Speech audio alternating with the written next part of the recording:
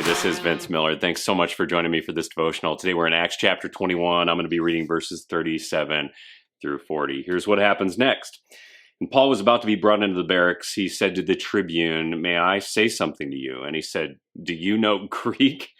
Are you not the Egyptian then who recently stirred up a revolt and led 4,000 men of the assassins out into the wilderness?" Paul replied, "I'm a Jew from Tarsus in Cilicia, a citizen of no obscure city. I beg you, permit me to speak to the people." And when he had given him permission, Paul, standing on the steps, motioned with his hand to the people, and there was a great hush. He addressed them in the Hebrew language.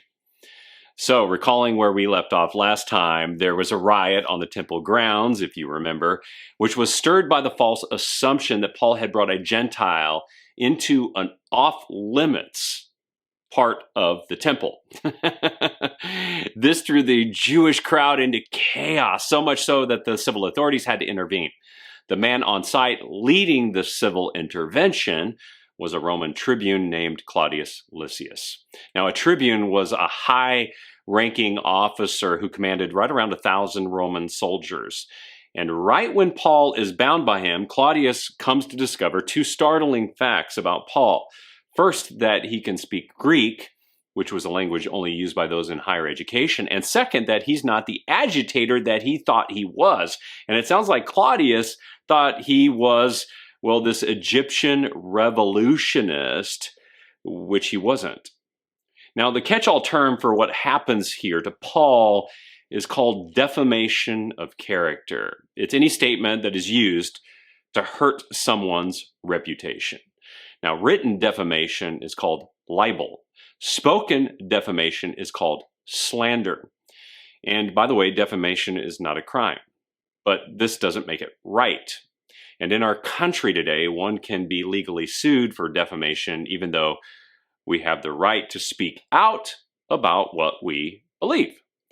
Now, this is a growing concern for many followers of Jesus, primarily because defamation of character is becoming almost acceptable in news media and social media, isn't it?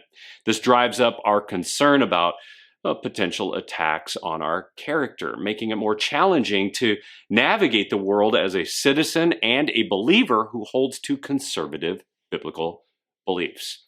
Because of this trend, many of us are finding it harder to voice our concerns not only about what we believe, but what might result from an attack on our character.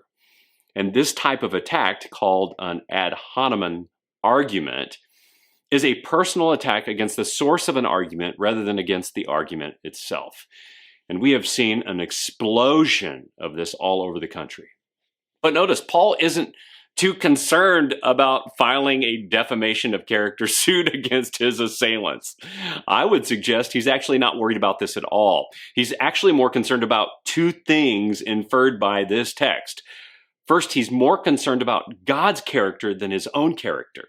Second, he's more concerned about defending God's truth than defending himself.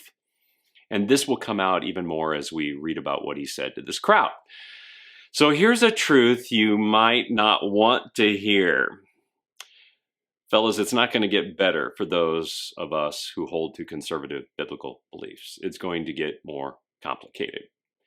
And if you have not yet been attacked for your beliefs, it will eventually happen. But instead of being so concerned about yourself in the event of an attack, turn your concern to God. Be concerned with his reputation and defending his truth.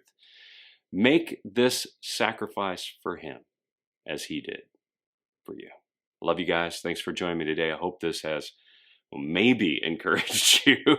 If it has, share it with someone you know, and I'll see you right back here again tomorrow.